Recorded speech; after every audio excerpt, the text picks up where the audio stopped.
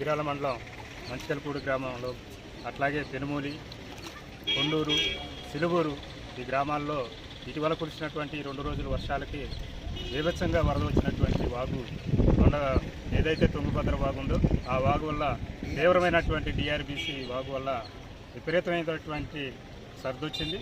దానివల్ల పూర్తిగా రైతులు ఒక 500 ఎకరాల్లో వరి నారు పూర్తిగా దెబ్బతిన్నటువంటి పరిస్థితి. అంతేకాకుండా మెట్ట ప్రాంతాల్లో వ్యాపార పంటలైనటువంటి కాకరలు కానీ, అట్లాగే బెండలు, బీరలు, క్యాలీఫ్లవరు, మెట్ట పసుపు ఇలాంటి పంటలు కూడా పూర్తిగా నష్టపోయినటువంటి పరిస్థితి చూస్తున్నాం. దాదాపు ఎకరానికి రైతుకు వచ్చేసి మాగానికి అయితే 40,000 రూపాయలు నష్టపోతూ ఉన్నారు. అట్లాగే వ్యాపార పంటలు అయితే లక్షలాది రూపాయలు నష్టపోయే పరిస్థితి రైతులు ఉంది. అందుకని తక్షణం ఎంఆర్ఓ చేత దీన్ని సర్వే చేయించి వెంటనే రైతులకు నష్టపరిహారం చెల్లించవలసిందిగా మేము ప్రభుత్వాన్ని డిమాండ్ చేస్తాం.